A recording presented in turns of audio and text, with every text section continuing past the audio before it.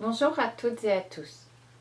Voici le résumé de la circulaire sur le respect du principe de laïcité dans la fonction publique, parue le 15 mars 2017. La circulaire précise pour les agents publics le principe de laïcité et son corollaire, l'obligation de neutralité, qui sont inscrits à l'article 25 de la loi du 13 juillet 1983 sur les droits et obligations des fonctionnaires, mais aussi la loi du 20 avril 2016 relative à la déontologie et aux droits et obligations des fonctionnaires. Je cite: « Le fonctionnaire exerce ses fonctions avec dignité, impartialité, intégrité et probité. Dans l'exercice de ses fonctions, il est tenu à l'obligation de neutralité. Le fonctionnaire exerce ses fonctions dans le respect du principe de laïcité. À ce titre, il s'abstient notamment de manifester dans l'exercice de ses fonctions ses opinions religieuses. Le fonctionnaire traite de façon égale toutes les personnes et respecte leur liberté de conscience et leur dignité. Il appartient à tout chef de service de veiller au respect de ces principes dans les services qui sont placés sous son autorité. Tout chef de service peut préciser, après avis des représentants du personnel, les principes déontologiques qui sont applicables aux agents placés sous son autorité, en les adaptant aux missions du service. Ceci est précisé dans la loi du 13 juillet 1983.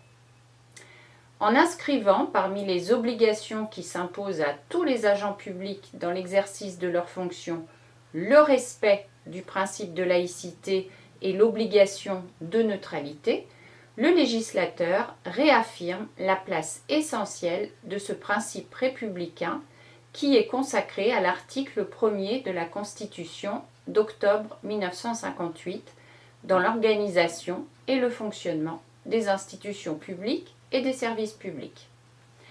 La laïcité repose sur 3 principes. Le principe de liberté de conscience, la liberté du culte, la séparation des institutions publiques et des organisations religieuses, et enfin l'égalité de tous devant la loi, quelles que soient les croyances et les convictions. De la séparation de l'État et des organisations religieuses se déduit la neutralité de l'État, des collectivités territoriales et des services publics. Dans l'exercice de leurs fonctions, les agents publics sont tenus de respecter le principe de laïcité dans toute cette dimension, c'est-à-dire de servir et de traiter de façon égale et sans distinction tous les usagers, quelles que soient leurs convictions philosophiques ou religieuses, et en faisant preuve d'une stricte neutralité. Les agents publics ne doivent marquer aucune préférence à l'égard de telle ou telle conviction, ni donner l'apparence d'un tel comportement de préférence ou discriminatoire, notamment par la manifestation, dans l'exercice de leurs fonctions, de leurs convictions religieuses. Le respect du principe de laïcité, et donc l'obligation de neutralité dans le quotidien professionnel, est un pilier essentiel des institutions et il est expliqué dans les chartes, les rapports et les guides qui sont disponibles dans les 3 fonctions publiques. Il incombe au chef de service de veiller au respect des obligations et principes déontologiques par les agents qui sont sous son autorité. Afin d'apporter des réponses concrètes, il a été installé en juin 2016 une commission laïcité et fonction publique qui est présidée par Émile Zuccarelli et composée de 24 membres pour émettre des propositions et apporter des réponses concrètes aux questions que peuvent se poser tous les agents publics. Le rapport laïcité et fonction publique résulte des travaux de la commission et il émet 20 propositions qui convergent vers une conviction profonde: la laïcité expliquée et appliquée constitue un principe de liberté et une source d'émancipation qui bénéficie à tous, les agents comme les usagers, et donc à la cohésion nationale. Cela doit permettre à tous les agents publics d'appréhender pleinement le sens et la portée du principe de laïcité et donc l'obligation de neutralité qu'ils doivent respecter au quotidien dans leurs fonctions. Et cela fournit également des outils nécessaires pour faire face à des situations concrètes auxquelles tout un chacun peut être confronté. Premièrement, la portée du principe de laïcité dans la fonction publique, rappel du cadre juridique. Les principes de laïcité, d'égalité et de neutralité s'imposent à tous les agents publics. C'est pour conforter ces principes que la loi d'avril 2016 sur la déontologie, les droits et obligations des fonctionnaires rappelle la place essentielle du principe de laïcité dans le statut général des fonctionnaires. Les principes de laïcité et d'égalité de tous devant la loi et la neutralité de l'État justifient les restrictions qui sont apportées à la liberté d'expression religieuse des agents publics dans l'exercice de leurs fonctions. Mais ces restrictions ne portent pas sur les libertés d'opinion et de conscience qui sont garanties aux agents publics comme à tout citoyen.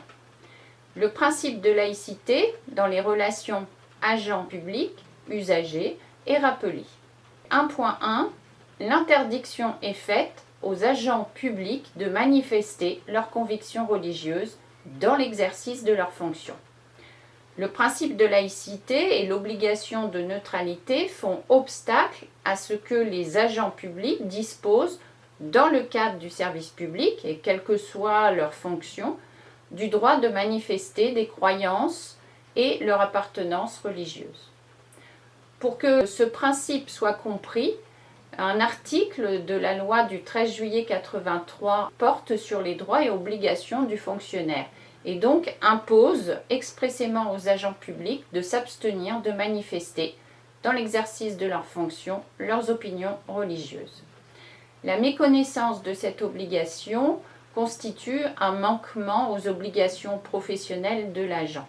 Et donc, tout manquement à une obligation de neutralité ou au respect du principe de laïcité peut déboucher sur une sanction disciplinaire, mais bien entendu, le dialogue et la pédagogie permettent, dans la majorité des cas, de résoudre des situations problématiques avant d'envisager une poursuite disciplinaire. Voici quelques exemples de manquements à la règle. Cela peut être un signe visible d'appartenance religieuse, mais cela peut être également le fait d'utiliser son adresse électronique professionnelle sur le site d'une association religieuse, etc.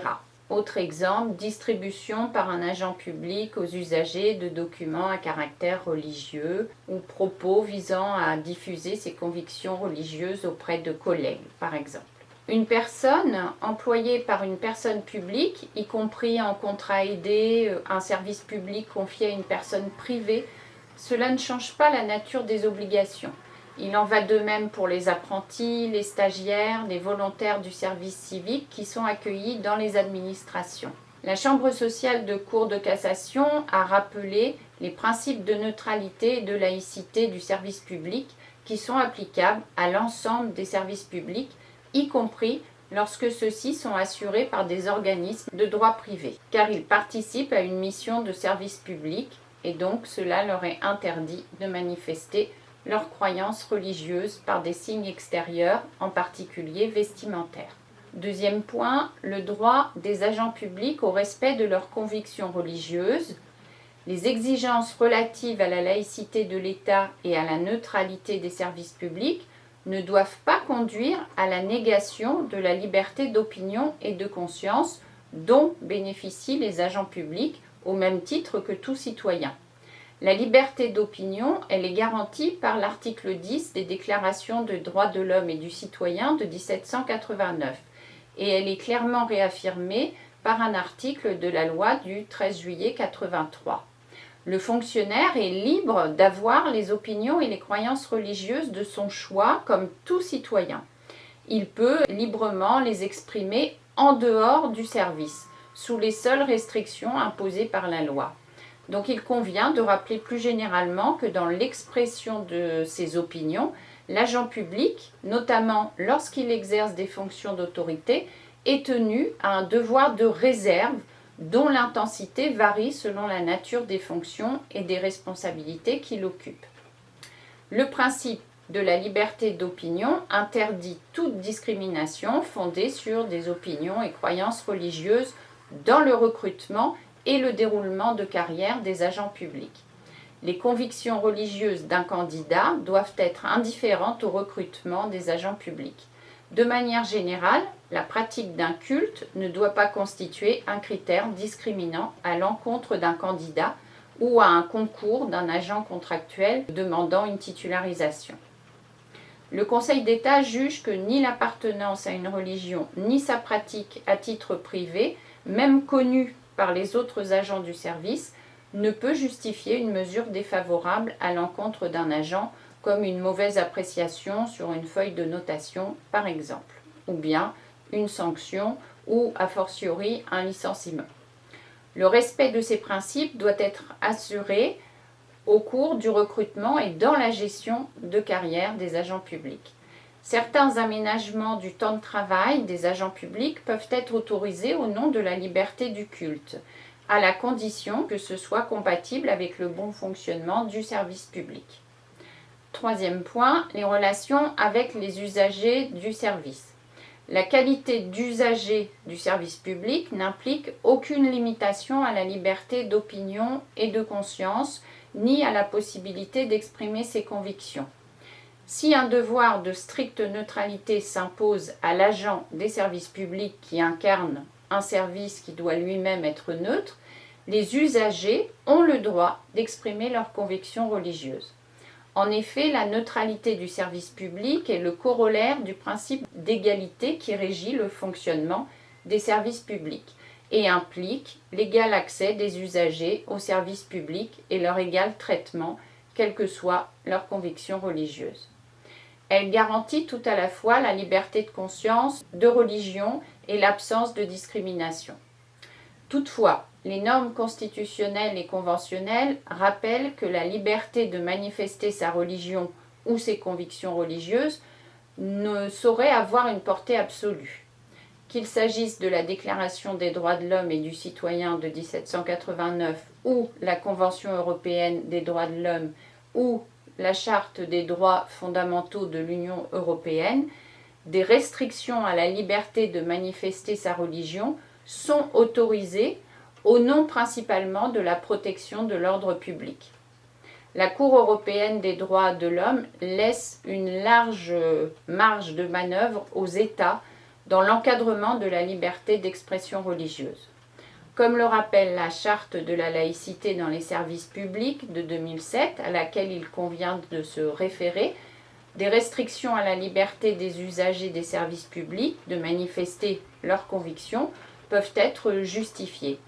Elles résultent soit de textes particuliers, par exemple la loi du 15 mars 2004 concernant les écoles, collèges, lycées publics, ou la loi du 11 octobre 2010 interdisant la dissimulation du visage dans l'espace public, soit de considérations qui sont liées au bon fonctionnement du service ou encore d'impératifs d'ordre public de sécurité, de santé ou d'hygiène.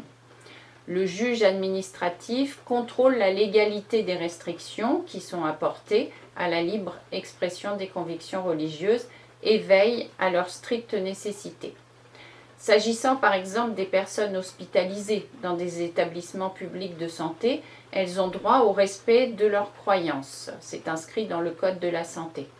La charte de la personne hospitalisée prévoit que l'établissement de santé doit respecter les croyances et convictions des personnes accueillies.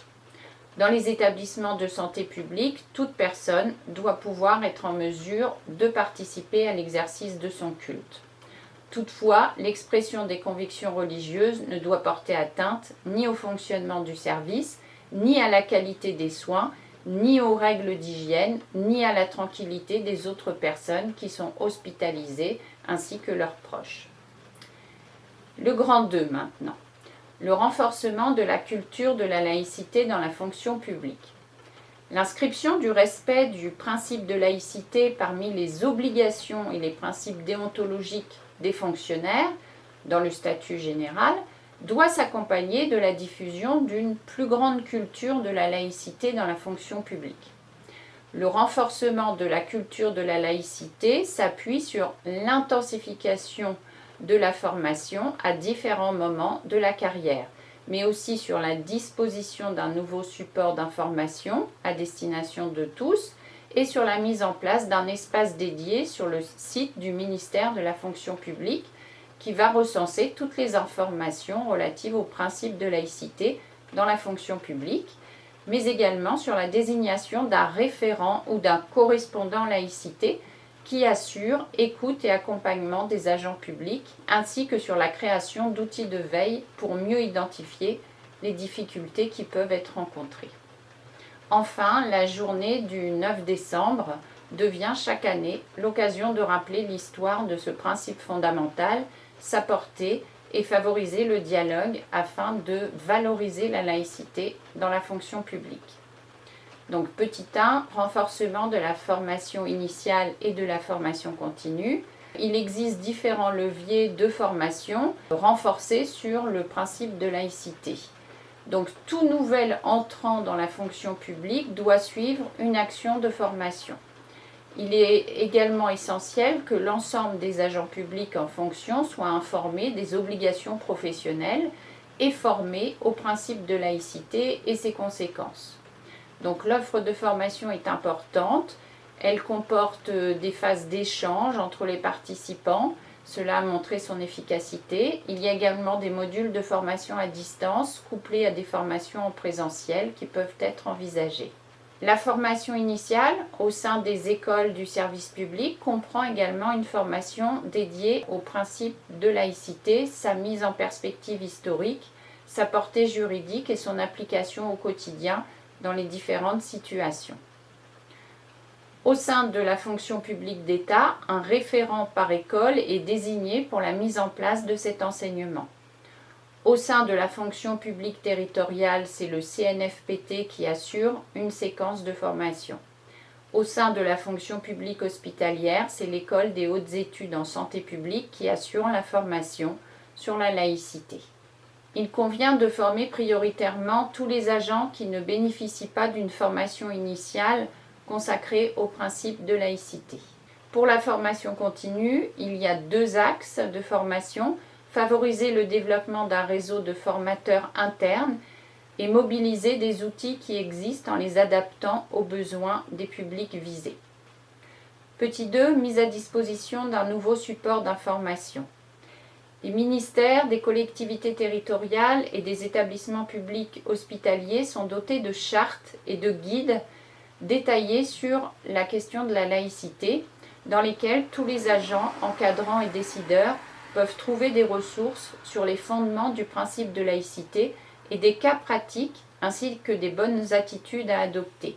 Les guides élaborés par l'Observatoire de la laïcité constituent également une ressource complète, pratique et utile. La Charte de la laïcité dans les services publics synthétise les grands principes sur une seule page. Elle date de 2022 et elle est disponible sur le site du gouvernement. Petit 3. Un accès facilité à une documentation pertinente via le site internet de la fonction publique. Le portail de la fonction publique propose depuis janvier 2017 une rubrique complète qui est dédiée au thème de la laïcité dans la fonction publique. Petit 4. Un réseau d'expertise et de conseil. Les référents laïcité.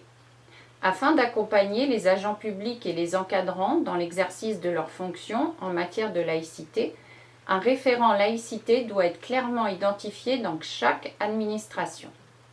Selon les spécificités et les missions et l'organisation de chaque administration, les conseils en la matière pourront être apportés soit par un correspondant ou un référent laïcité dédié, soit par le référent déontologue qui a été créé par la loi d'avril 2016 relative à la déontologie, aux droits et obligations des fonctionnaires. En effet, la loi du 13 juillet 83 sur les droits et obligations des fonctionnaires consacre pour les 3 versants de la fonction publique le droit pour tout fonctionnaire de consulter un référent déontologue.